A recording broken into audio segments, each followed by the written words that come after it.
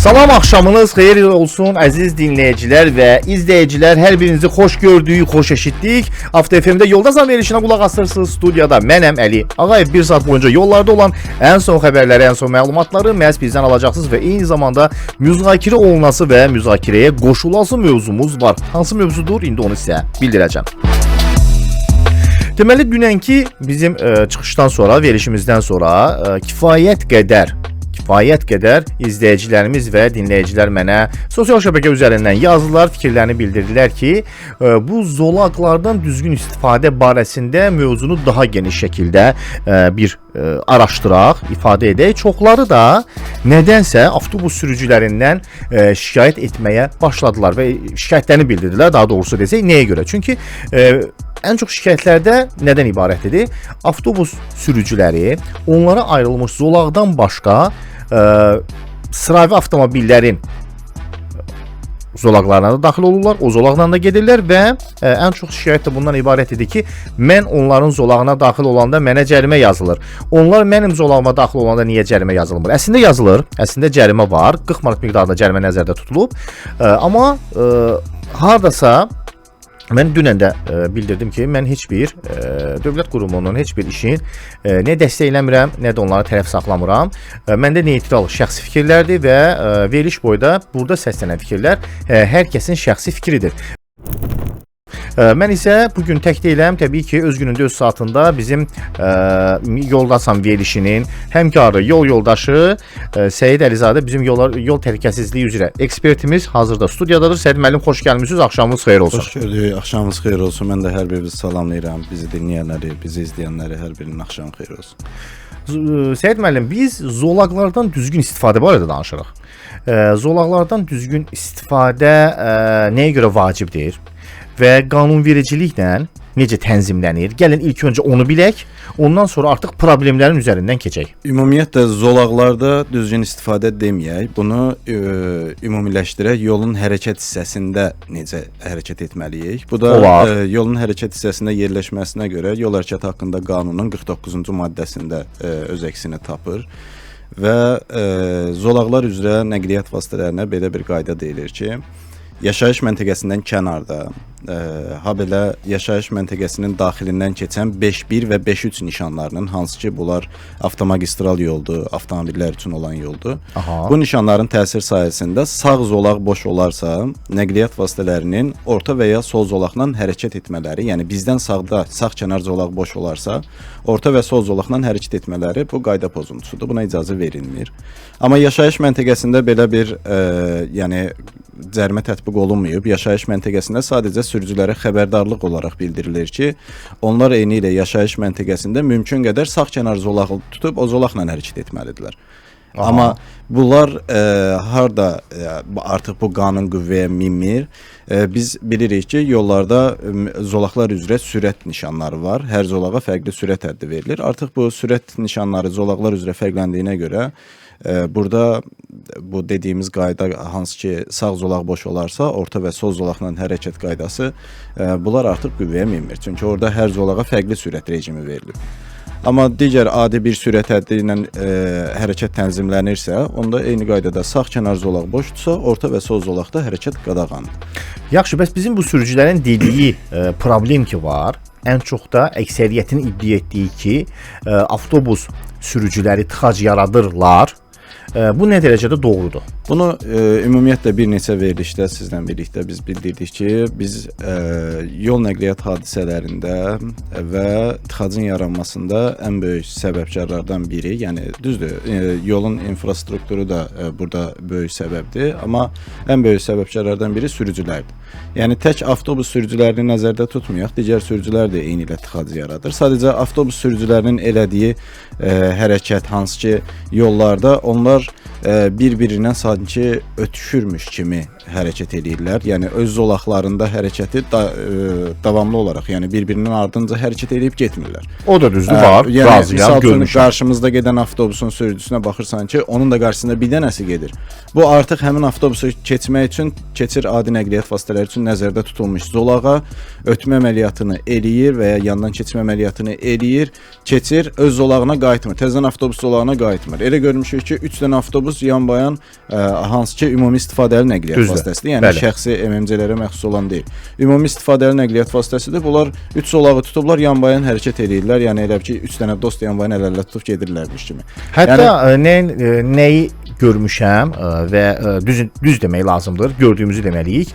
Hansı ki depodan çıxır, təyinat nöqtəsinə ki gedir və yaxud artıq təyinat nöqtəsini işini yekunlaşdırıb, yəni bütün o qarşısına qoyulan məqsəd ki var, misal üçün 5, 6, 10 dəfə həmin o dövrəni vurub yekunlaşdırır və yenidən depoya qayıdır.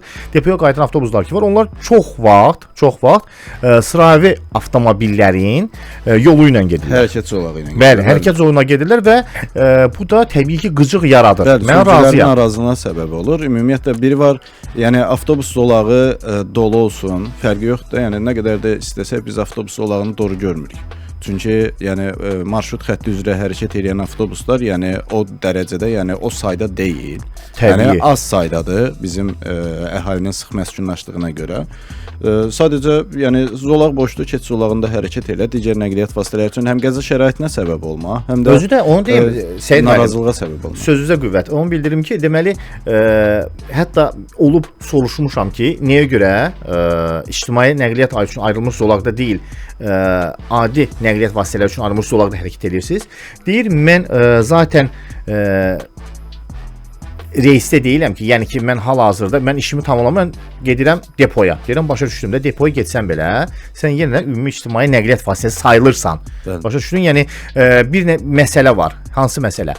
Deməli, sıravi nəqliyyat avtobusları ki var, onlar avtobus zolağına daxil olmağa icazəsi yoxdur onların, özünüz də bilirsiniz.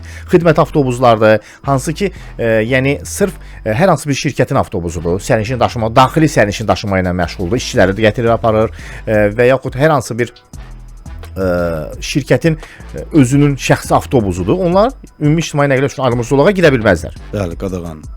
Çünki ora yalnız ümumi istifadədə olan nəqliyyat vasitələri üçün, yəni sərnişin daşıması üçün nəzərdə tutulan müəyyənləşdirilmiş marşrut xətti üzrə dayanacaqdan dayanacağa doğru hərəkət edən nəqliyyat vasitəsi hesab olunmurlar. Ay, sağ ol. Onda belə bir sual və ortalığa çıxır ki, nəyə görə həmin bu ümumi nəqliyyat vasitələri gəlib orta zolaqla gedirlər?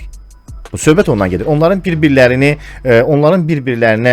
necə deyirlər, sizin demiş kimi o qovalaması, bir-birlərinə qarşı təqib eləməsi, bəli, əslində bu normal olan bir şey deyil. Hətta soruşanda yeri gəlmişkən bu yaxınlarda onlardan bir müsahibə də alındı. Telekanalların biri də müsahibə aparmışdı və orada da sürücülərin demək olar ki 90%-i hər biri bildirdi ki, bəli, bizim üçün bu negativ bir yanaşmadır ki, ümumi nəqliyyat vasitəsi mənim zolağımla gedir və kifayət qədər çəkilmiş videolar da var ki, sosial şəbəkələrdə avtobus deyil, onlarda bilsiz neçədir, çox mənasız bir iddia olaraq qaldırdılar ki, çoxları bildirdilər ki, qarşımızda yolumuzda avtomobil varsa biz zolağımızı dəyişirik. Əzizim, o zolağa onsuz da o zolağa girən nəqliyyat vasitəsi olmuş ki, ona cərimə tətbiq olunur. Yəni 100 manat 3 bal miqdarında cərimə tətbiq olunur. O da ki, ora heç kim girməzdi, ora başa düşdünüz. Bəzi hallarda razıyam hansı, deyir ki, küləkli havalarda olur ki, zibil yeşikləri gəlib ora çıxır və yaxud da ki, o zolağın üzərində olan zibil yeşik, amma demək olar ki, heç bir zolağın üzərində mən görməmişəm. O zolağı ora çəkən adam yəqin ki, orada zibil yeşiyini də görür də. Bəli, bəli, orada yoxdur deyə, orada iddia qaldıra bilməz ki, o həmən zolaqda bizdə nəsə var. Ramin bəy səs göndərib, gəlin Ramin bəyin səsinə qulaq asaq. Salam əleykum. Əleykum salam, hər vaxtınız xeyir. Avtobus sürücüləri tıxac yaratmır, tıxaca yaratmağına səbəb olur. 20 yanvar dairəsindən 3-cü palasdan dönürlər və bu yerdə problem yaradırlar. Ondan əlavə bizim sürücülərin yeganə səhvi diqqətli olmuruq. Avtobus sürücüsü, nə bilim, tramvay sürücüsü, velosiped sürücüsü daxili yoxdur. Skuter, motosiklet heç bir şey daxili yoxdur. Hətta həmçinin piyadanın özü belə. Biz hamımız diqqətli olsaq, belə bir problem yaşamarıq. Özümüzü daim haqlı görürük. Yəni, bir dəfə də özümüzü haqsız görək də olmaz. Bir dəfə də özümüzü haqsız görək. Bir dəfə də mən necə yola səhv girəndə üzr istəyirəm, nə bilim, belə bir şey deyirəmsə, Yəni bir dəfə üzr istəyək də, olmaz. Çox düzgün buyurursunuz Ramin bəy. Biz bunu dügən də bildirdik ki, bizim əsas problemlərimizdən biri də hər birimizin özümüzü haqlı olaraq bilib yola çıxmağımızdır. Yolda etdiyimiz hərəkətlər, yanaşmamız, manevrimiz, zolaqları tez-tez dəyişmə, uyğun olmayan zolaqdan, yəni ki, birinci zolaqdasansa, sol zolaqdasansa, birbaşa üçüncü, dördüncü zolağa yolu kəsərək keçmə, qarşı avtomobil təhlükəli şəkildə və bütün bunlara rəğmən də soruşduqda tələsirdim, xəstəm var, üzr yerinə gedirəm. Yəni bu kimi mənasız iddialar ki var. Bəli, bunlar birbaşa bizim ən böyük problemimizdir ki, biz səhvimizi görürük, amma özümüzü haqlı sayırıq. Və bizim problemimiz budur. Nə qədər ki biz özümüzü haqlı biləcəyik, nə qədər ki biz hər birimiz öz şəxsi işimizi ümumi ictimai yolda haqlı biləcəyik, bəli əzizim, olacaq. Yenə də deyirəm, force major hallar ola bilər, hansı ki həmin force major halları aiddir hər hansı bir ölümcül xəstənin xəstəxanaya çatdırılması. Təbii ki, bu zaman və yaxud hər hansı bir şəxsin ölüm dirim mübarizəsi ki var, yəni bu həyatda qalma şansıdır. Mən ondan əlavə bir şey görə bilmirəm də. Yəni üzr yerinə tələsən şəxslərə də buradan səslənirəm ki, zaten Allah rəhmət eləsin, o rəhmətə gedib. Sənin ora sağ çatmağın lazımdır. Başa düşdünüz və sənin də onun yanına getməyin lazım deyil də. Bəli, yəni, ehtiyac yoxdur müəllim. Yəni onun yanına deyin ki, səni tələsib gedməyəsən, qaytarmayasan ki, yəni geri. Təbii. Tabii gedib də 5 dəqiqə tez çat, 10 dəqiqə tez çat. Yəni bu artıq bu istər-istəməz məlum məsələdir də. Səhət müəllim, ümumiyyətlə belə bir sual vermək istəyirəm ki, avtobus zolaqlarının real effektivliyi varmı? Siz necə fikirləşirsiniz? Yox, müəyyən hissələrdə var, Əli. Müəyyən hissələrdə real effektiv var, amma elə hissələr var ki, həmin yerdə avtobus zolağının salınması birbaşa tıxaca səbəbdir. İki gediş zolağı olan yolda və intensiv hərəkət şəraiti olan yollarda bir zolağı ümumi istifadəli nəqliyyat vasitələri üçün ayırıb, digər zolağı artıq sürət həddində yendirib 50 km/saat sürətinə yalnız adi nəqliyyat vasitələrinin hərəkəti üçün qoysaq, artıq burada aləm dəyər bir-birinə tıxac %100% yaranır. Yəni biri var ki 4 zolaqlı yol olsun, birini ayırasan avtobus zolağına, biri var 5 zolaqlı olsun, avtobus zolağına ayırasan, bu başqa məsələ. Amma 2 zolaqlı yolun biri avtobus zolağı olanda artıq burada qaydalarda biraz tıxacın yaranmasına birbaşa avtobus sürücüləri səbəb olur kimi belə bir bizdə də mövzu çıxır ortaya. 6871 abonenti yazıb ki, salam hər kəsə, əleykum salam. Mənim ən çox əsəbləşdiyim şey odur ki, insanlar zolaq dəyişəndə siqnal belə vermir. Adam bilmir sağdan gələn nə istəyir, soldakının fikri nədir, zolaq mədəniyyəti sıfır. Bu təbii. Bizdə biz bildirmişik, ümumiyyətlə biz hərəkətə başlamazdan, manevr etməzdən, ötməzdən, dönməzdən, dayanmazdan, durmazdan, yer dəyişməzdən, yəni zolaq dəyişməzdən qabaq biz dönmə göstəricilərindən istifadə etməliyik. Bizim ən çox, bilmirəm indi fikir vermisiniz yoxsa yox, sürücülərimizin etdiyi səhvlərdən biri də nədir? Yer dəyişmə edərkən həm dönmə göstəricisindən istifadə etməməsidir, həm də zolaq dəyişərkən tormuz siqnalından istifadə etməsidir, yəni tormuz pedalına təsir etməsidir. Zolaq dəyişəndə tormuz pedalına təsir etməyə ehtiyac yoxdur. Ehtiyat üçün ayağınızı qaz pedalından götürüb tormuz pedalının üzərində ehtiyat üçün saxlaya bilərsiniz. Amma tormuz pedalına təsir edib sonra yer dəyişmə etmək artıq və ya yer dəyişmə edərkən tormuz pedalına təsir etmək, bu da qəzaya səbəb olur. Arxadan gələn nəqliyyat vasitələri üçün. Arxadan gələn nəqliyyat vasitələri üçün. Eyni zamanda ümumiyyətlə avtobus sürücülərinə nəzarət mexanizmi niyə bir qədər zəifdir? Siz necə fikirləşirsiniz? Onu həmin qurumların artıq rəhbərlikləri və ya hansı quruma tabedirlərsə, onların müəyyən şöbələri var ki, yəni bunlara nəzarət şöbəsidir. Həmin nəzarət şöbəsi ümumiyyətlə elə baxış keçirməlidir ki, avtobus zolaqları salınmamışdan qabaq o yerlərdə, həmin yollarda avtobus zolağından istifadə etmək olarmı? Yəni avtobus zolağı ayrıla bilərmi, bilməzmi? Bir də ən çox nəzarət etmədikləri isə avtobus zolağını elə düşünürlər ki, digər nəqliyyat vasitələrinin sürücüləri heç bir halda bu avtobus zolağından keçə bilməz. Ona görə bütöv nişanlanma xətti ilə ayrılır. Avtobus zolağının bütöv nişanlanma xətti ilə ayırması sadəcə sürücülərə cərimə yazmaqdan başqa heç bir şey əldə eləmir. Yəni avtobus zolağını qırıq xətlə qoysaq və sürücülərimizə də yəni bunu aşılasaq ki, avtobus zolağından siz yalnız o zolağa girmək, o həmin zolaqda sərnişin mindirib düşürtmək və ya həmin zolaqdan sağa dönmə məqsədi ilə istifadə edə bilərsiniz. Başqa digər məqsədlərlə istifadə etsəz artıq cərimə tətbiq eləyəcəyin. Sürücülər artıq bu qaydalara riayət edəcək, amma bütöv nişanlanma xətti ilə çəkilməsi, nə qırıq xətt qoyulur ki, avtobus zolağına girək, nə də girən adamın çıxmağı üçün qırıq xətt qoyulur, o da məcburdur bütöv xətti kəssin, keçsin. Bu da eyni qaydada cərimə yazılır. Ümumiyyətlə deyir, Aksana xanım yazıb ki, tıxacların 50%-nin səbəbi zolaq pozuntusudur. Zolaq pozuntusu yəqin nişanlanma xəttlərinin düzgün çəkilməməsindən gəlir. Yəni bəlkə də. Ya indi çəkilib, silinib, ya normal çəkilməyib, ya 5 zolaqlı yolu 2 zolağa keçirtmək, 3 zolaqlı yolu 1 zolağa keçirtmək. Bunlar artıq bəli, tıxacların yaranmasına müəyyən hissələrdə səbəb olur. Yəni infrastruktur dediyimiz o hissədə bu öz rolunu oynayır artıq tıxacın yaranmasında. Tıxacın yaranması. 3 zolaqlı yolda 1 zolağa keçir. İntensiv hərəkət şəraitində olan yoldur. Yəni 3 zolaqdan 1 zolağa keçirsə, bunu dəfələrlə bildirmişik. O artıq orada tıxac 100% yaranacaq. Vüqar bəy səs göndərib. Gəlin Vüqar bəyin səsinə qulaq asaq.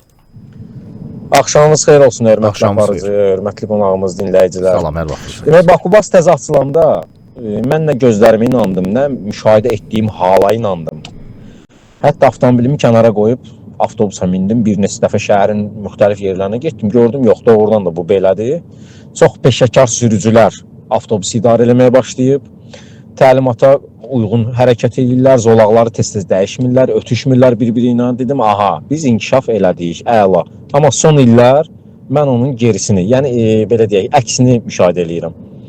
Mən 2000-ci illərdə universitetə gedib gələndə mindiyim avtobuslarda olan narahatçılıq, sürüş tərzi demək olar ki, sıfıra bərabər. Elə bir şəxs avtomobili ilə harasa gedir, cavan bir oğlandır, təzə alıb maşını sürmə həvəsindədir. Bax, bu vəziyyətdədir. Biraz ola bilər kəskin səslənir fikirlərim. Bu birinci məsələdir, biz geriyə getdik nədənsə. İkincisi də ki, bu avtobusun zolaqdan çıxmağına, mən heç o qədər də mənim də qarşımda çıxır zolaqdan.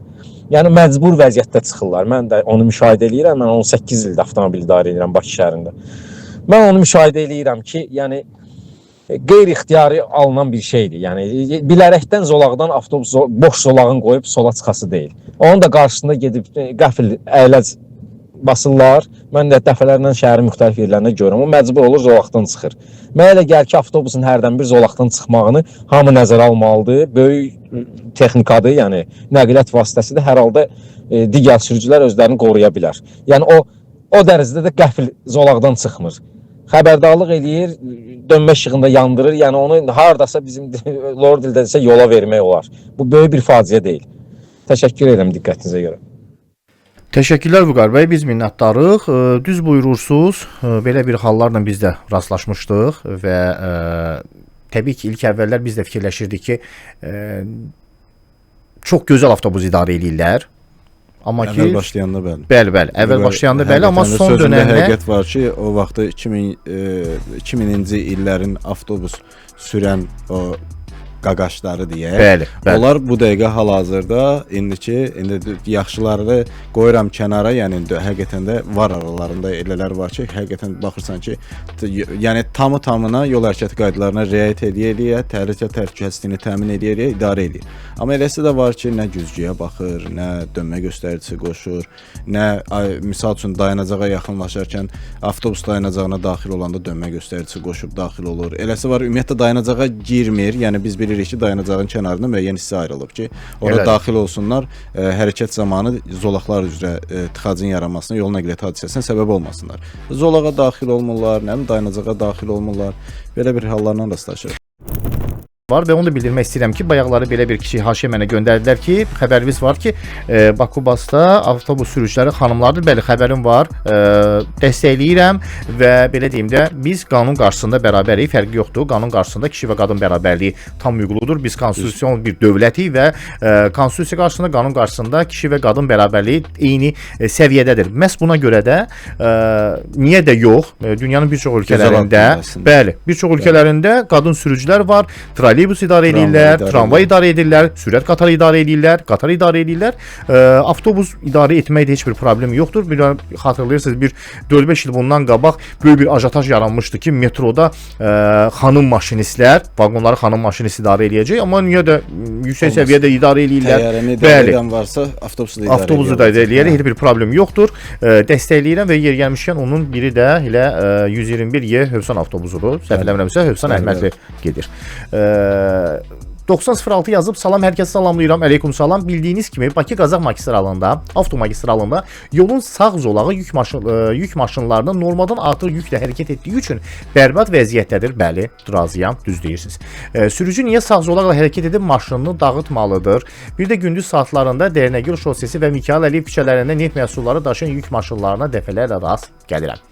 Deməli, birinci keçək Bakı-Qazax. Bakı-Qazax deyil, elə Bakı-Quba yolu. Ümumiyyətlə rayonlara gedən əksər yollarımız belədir. İndi düzdür, İpək yolunda. Bakı-Qazax yolu eyni vəziyyətdə, Bakı-Quba yolu eyni vəziyyətdə. Bir dənə təzə yol, cənub bölgəsində gedən İpək yolu dediyimiz. Bəli, o da sağ zolaq bərbad vəziyyətdədir artıq. Siz bu artıq orada o yolun salınması ilə məşğul olan müəyyən qurumlar var ki, onların elədiyi səhvlərdir ki, yolun bir hissəsinin müəyyən örtüklərini, yəni nizamlama ilə, ardıcıllıqla düzmürlər. Bəli, bəli. Asfaltın qalınlığı azdır, yəni altı bərk deyil. Yəni bu da artıq sağ-sol hissələrdə. Bərk olsa belə, mən dəfələrlə bilirəm, normadan artıq yüklənir.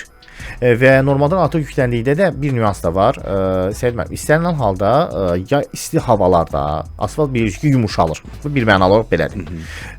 Və onlar da həddən artıq yükləndiyi üçün istənilən halda o asfalt örtüyü dağılacaq oradan. Yox. Normadan artıq yüklənsə belə onun preslənməsi düzgün aparılmır. Yəni preslənmə düzgün aparılsa, asfaltın preslənməsi orada elə bir çətinlik olmayacaq. Asfalt örtüyü dağılır axı. Alt örtüyü dağılmır, söhbət ondan gedir. Burada da eyni qaydada. Misal üçün bax bunun indi bizə aid olan hissəsini deyim də, Bakı-Qazax magistralının. Biz bayaqların bildirdim ki, yolun sağ kənar zolağı avtomagistral yol olsun, avtomobillər üçün olan yol olsun, yaşayış məntəqəsindən kənar yol olsun. Yəni 49-cu maddədə də bu bildirilir. Nəqliyyat vasitələri vəziyyətdən asılı olaraq sağ kənar zolaqla hərəkət etməlidir. Vəziyyətdən asılı olaraq deyəndə bu sürücünün şəxsi vəziyyətindən söhbət getmir. Burada yolun vəziyyətindən söhbət gedir, hərəkətin intensivliyindən söhbət gedir, tıxacdan söhbət gedir. Əgər yolun sağ kənar zolağında belə bir maneə varsa, belə bir təhlükə varsa, bəli, asfalt örtüyü artıq orada hərəkətə yaramırsa, digər zolaqlarda hərəkət edə bilərsiniz. Yəni burada da heç bir qayda pozuntusundan söhbət gedə bilməz. Və 38-22 abonenti yazıb, avtobus sürücüləri öz zolaqları ilə getsələr şəhərdə çıxacın yarısı olmaz. Hər dayanacaqda yolu kəsirlər. Heç kim də irad etmir. Xahiş edirəm bu mövzunu ciddi danışın. Valla əlimizdən gələni edirik ki, ciddi danışaq. Bayaqdan bildirdim ki, artıq neçə dəfədir ki, biz avtobus sürücüləri bildiririk və ciddi şəkildə də iradımızı da bildiririk, fikrimizi də bildiririk. Amma yenə də deyirəm, baxmayaraq ki, kifayət qədər də yol polisi də bu barədə monitorinqlər aparır və yeni gəlmişkən onların da hər biri 40 manat miqdarında cərimələnirlər. Amma ki, belədir. Səsimiz var, gəlin səsə qulaq asaq. Axşamınız xeyir, birbaşa sizin suallarınıza cavab verim. Axşamınız xeyir olsun, çox sağ olun. Avtobus sürücülər tıxac yaratmır. Bir də deyirsiniz ki, zolaq, deməli, ümumi zolağa girirlər, onu da görməmişəm. Amma biz, bəli, biz edirik. Avtobus zolağına giririk və onlara mane oluruq. Çox sağ olun. Dəyərli dinləyicimiz, kifayət qədər videolar var, şahidliyim var, mənim özüm gördüyüm var ki, avtobus sürücüləri birbaşa olaraq ictimai nəqliyyat zolağı ilə yox, ümumi nəqliyyat zolağından istifadə edirlər. Bunu şahidi olmuşam və sizə prospektlərin adını belə deyə bilərəm ki, ən çox o yollarla hərəkət eləsəz, səhər, günorta, axşam saatlarında fərqi yoxdur, özünüz də şahid ola biləcəksiniz. Bizim avtobus zolağına girməyimizi, bəli, mən onu belə deyim də, qayda pozanlar var. Qayda pozan sürücülər və cərimələnirlər də. Qayda pozanlardan bəhs etmirik. Qaydalara riayət etməyi, yəni biz bildiririk ki, qayda nədir və ona hansı formada riayət olunmalıdır. Bayaq da bildirdik ki, avtobus zolağından istifadə edə bilərik. O zolağa girmək qadağası var, düzdür. Başqa bir məqsədlərlə qadağa var, amma sərnişin mindirib düşürtmə və sağa dönmə məqsədi ilə biz avtobus zolağından istifadə edə bilərik. Bir də həmçinin avtobus zolaqlarında fikir vermisinizsə, saat aralığı da qoyulur ki, filan saatdan filan saat aralığında Bəli. O zolağa daxil olmaq qadağandır. Amma əksər sürücülərimiz həmin saat aralığından sonra, məsəl üçün səhər saat 7:00-dan 10:00-a və yaxud da ki, hərəkətin intensiv olan vaxtlarından bəhs edirəm. 17:00-dan 20:00-a kimi avtobus zolağına daxil olmaq qadağandır. Yəni ora avtobus zolağı kimi artıq hökm sürür və qaydaları, qadağaları var. Amma bu saatı keçdinizsə, siz avtobus zolağından rahat şəkildə ora avtobus zolağı deyil artıq. Yəni o saatı keçdinizsə, ora adi zolaqdır. O zolaqdan da istifadə edə bilərsiniz. Düzdür. Razıyam sizdən. Yəni bizim yenə dediyimiz odur ki, biz şəxsən buradan bütün avtobus sürücülərini günahlandırmırıq və onlara qarşı heç bir iddiamız da yoxdur. Amma əksər sürücülər ki var, deyə bilərəm sizə Məhəmməd Adi küçəsi, Əhmədi metrosuna, Xalqadostu istiqamətinə, Neftçilər prospekti, Qaraqaray prospekti, bunlarla kifayət qədər şahid ola biləsiniz. Bəli. Var, bunlar var.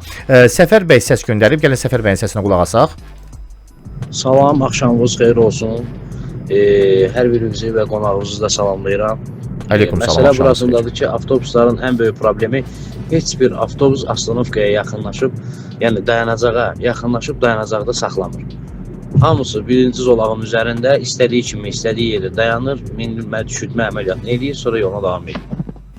Bunu elə bayaq bildirdik ki, bəli, avtobus biz ümumi istifadəli nəqliyyat vasitələri üçün dayanacağın yanında genişlənmiş ərazi ayrılır ki, onlar artıq sərnişin mindirib düşürdəndə o ərazidən istifadə eləsin. Artıq bunlar birinci zolaqda dayanıb sərnişin mindirib düşürdü və ya hər hansısa bir yüklük boşaldırsa, bu digər nəqliyyat vasitələrinin sürücülərinin həm narazılığına səbəb olur, həm də tıxacın yaranmasına səbəb olur. Bəli, hətta deyim ki, genişlənmiş ərazi də kifayət qədər geniş bir ərazidir. Kifayət qədər geniş bir ərazidir və həmin ərazidə də siz hər hansı bir avtomobil sürücüsünü də görə bilmərsiniz. Hətta belə deyim də 15 metr ki nəzərdə tutulub, dayanacağı 15 metr və dayanacaqda 15 olur. 15 metr. Bəli, deyərdim ki, 15 metrdən artıq böyük bir ərazi onlar üçün ayrılır ki, intensiv olan avtobusların intensiv hərəkət etdiyi zona olduğundan rahat şəkildə orada sərnişinlər düşürüb mindirə bilsinlər. Rəyasət usta səs göndərib, bizim Rəyasət usta. Salam Əli bəy, xoş gördük sizi, qonaqlarınızı, izləyicilərinizi salamlayıram. Əli bəy, çox pis vəziyyətdir. Belə deyək ki, onları işə götürəndə elə bil ki, onlara deyiblər ki, qəza dayanmışlığın yandır, ürəyin hard istəyir, saxla. Mən Sumqayıtdan bugün sarayda rast gəldiyim bir şeydir. Yaşlı xanım düşdü maşından. Demək olar ki, bir dəqiqə gözlədim də mən marşrutun arxasında ki, bu sərnişin düşürdür. Qarşı hərəkət zolağına da keçmək təhlükədir, yəni alınmır. Məcbur gözləməlisən. Əlbəttə elə mənim də arxamda dayanan var. İndi məndən səhər tezdən kim aqressivdir, siqnal verir, istər-istəməz söhbət yaranır, tıxacı yaranır. Əlbəttə tıxacın kökü elə oradan başlayır, belə deyərəm mən. Düzdür Rəyasət usta, o problem də var. Bəli. Belə deyim də, sərnişinin düşürüb mindirilməsi, çox vaxt bildirirlər ki, sərnişinləri düşürüb mindirəndə təbii ki, gözləməliyik. Bu bizim necə deyirlər, yol borcumuzdur. Amma ki, bir nüans da var. Bir də görürsünüz ki, o halda rastlaşırıq. Ümumiyyətlə dayanacaq olmayan yerdə də düşürdən sürücülər var, kifayət qədər. Gəl bu tərəfin sözünü kəsirəm üzrsə. Demək, gəl bu tərəfin dedik, bu biz tərəfindən də bəhs edək. Mida yaşayış kompleksindən üzü Hövsan istiqamətinə, yəni Qəsəbə istiqamətinə gedəndə fikir vermirsən də orada dayanacaqlar var. Bəli. Dayanacaqlar üçün ayrılmış genişlənmiş ərazi yoxdur. Birbaşa dayanacaq hardadır? Yolun hərəkət zolağındadır. Yəni yolun hərəkət əslində orada dayanacaqlarda genişlənmiş ərazilər yaradıla bilər. Yəni avtobus rahat şəkildə girib dayanacaqda sərnişin mindirib düşürdüb, ondan sonra hərəkətini davam etdirə bilər. Düzdür. Bu tək orada deyil. Bir neçə yer var ki, onlar dayanacağı birbaşa yolun hərəkət hissəsində. Bilirsən, elə hissə var ki, bu mümkünsüzdür orada genişlənmiş ərazi yaratmaq. Yəni bununla razılaşmaq olar ki, burada mümkünsüzdür. Amma elə hissə var ki, orada genişlənmiş ərazinin yaradılması üçün, yəni elə bir hər hansısa bir ciddi bir problem də yoxdur orada. Bilirsən ki, yəni düzənlik sahədir, boş sahədir. Yəni orada genişlənmiş ərazi üçün maksimum 15 metr, 20 metr uzunluğunda və ya 25 metr uzunluğunda İçinə geninə bəli vermək almaq olar. 3 metrdə içəri girsə kifayət eləyir. O bir yerdə ya iki yerdə olacaq. Avtobus dayanır yolun hərəkət hissəsində, bir gediş, bir gəliş zolaqlı yoldur. O da sürücülərin dediyim kimi narazılığına səbəb olur. Ramin bəy səs göndərib, Ramin bəyin səsinə qulaq asaq. Salam əleykum. Əleykum salam, hər vaxtınız xeyir. Maraqlıdır. Avtobus sürücülərinin ümumiyyətcə hərəkətlərini izləmək lazımdır. peşəkar və qeyri-peşəkar tıxacı səbəb olurlarmı? Olurlar, bəli. Müəyyən yerlərdə bəzi öz intriqalarına görə mən vaxtıma girdim, mənim vaxtımdan çıxdım belə mövzulara görə.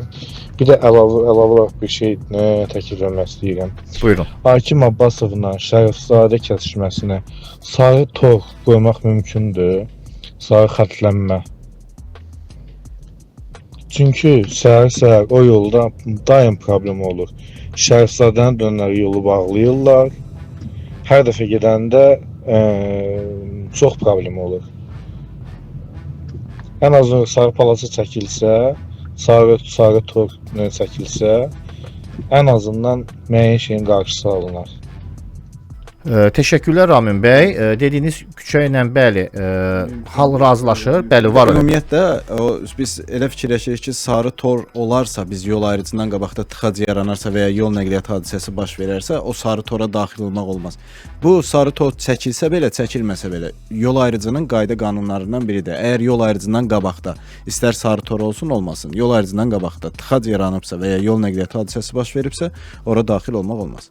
Sonuncu səsimiz də var. Gəlin səsə də qulaq asaq. Salam, axşamınız xeyir. Axşamınız xeyir olsun. Mövzu ilə bağlı bunu demək istərdim ki, bəli, bəzən olur, avtobuslar ümumi istifadədə olan yollara da girir, bəzən səbəb də olur. Bəzən həmin yolda maşın olur, başqa bir maşın olur, bəzən elə avtobus, başqa bir avtobus olur, dayanacaqda saxlanmış vəziyyətdə və arxadan gələn avtobus dayanacaqda saxlamayıb, ümumi istifadədə olan yola keçir. Bəzən də ağacların budaqları çox aşağıda olduğuna görə məcburdular sola çıxsınlar. Çünki ağacların budaqları avtobusa dəyir və patriyasında dəyir, müəyyən zədələr endirir deyə məcburdular çıxmağa.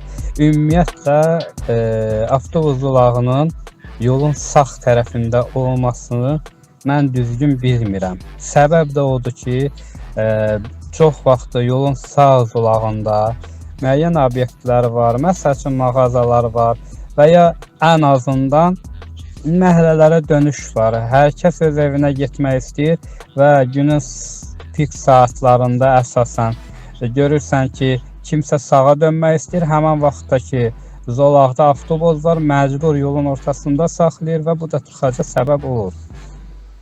Ona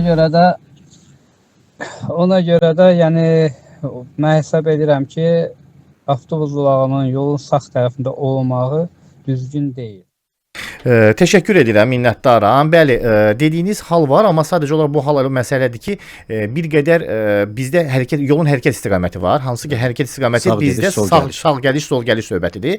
Digər ölkələr var ki, onlarda sükan sağdadır və solda dayanırlar. Bizdə isə bilirsiniz ki, ənənəvi olaraq sükan soldadır və sən sərnişin istəyən halda sağda düşürməlisən. Buna sizin dediyinizə görə ümumiyyətlə yolun hərəkət istiqaməti dəyişilməlidir və avtomobillərin sükanları da dəyişilməlidir ki, ümumi hərəkət istiqamətinə uyğun olaraq dayanacaqlarında yeri dəyişilsin. Mövzumuz geniş oldu. Minnətdaram hər birinizə aktiv şəkildə iştirak etdiyiniz üçün və ümid edirəm ki, bir sıra göndərilən səslər də var ki, onları da aidiyyəti olaraq aidiyyəti şöbələrə yönləndirəcək. Bildirmək istəyirəm, Yoldasan verilişinin sponsoru və tərəfdaşı Avtokom ÖMMC-dir. Azərbaycan avtomobil sənayesində etibarlı, peşəkar və dinamik inkişaf edən şirkətlərdən biridir. Bugün Avtokom ÖMMC Azərbaycanda bir neçə beynəlxalq brendin rəsmi distributor kimi fəaliyyət göstərir. Bunlara daxildir Renault, Avropada istehsal olunan yüksək texnologiyalı mühərrik yağları, Nexium müasir formları avtomobil mühərrik yağları, Nexium məhsulları mühərrikin səssiz və stabil işləməsini təmin edir. Həm benzin, həm də dizel mühərriklər üçün ideal seçimdir və Radar Tayz Singapur brendi olan beynəlxalq sertifikatlara malik yüksək keyfiyyətli təkərlər. Radar təkərləri həm şəhər həm də çətin yol şəraitində sabitlik, tutuş və təhlükəsizlik təmin edir. Qısaca desək, Avtokom ÖMMC dünya keyfiyyətini Azərbaycan yollarına gətirən şirkətdir. Şirkət üçün müştəri məmnuniyyəti sadəcə məqsəd deyil, əsas dəyərlərdən biridir. Sifariş üçün 051 357 3103 nömrəsi ilə əlaqə saxlayıb məhsulları sifariş verə bilərsiniz. Səid müəllim, minnətdaram gəldiyiniz vaxt axtırdığınız üçün və mən də bütün dinləyicilərimizə və izləyicilərimizə yalnız bir şey bildirə bilərəm. Özünüzdə müğayət olun, çalışın. Yol hərəkəti qaydalarını pozmayın ki, cərimələnməyin.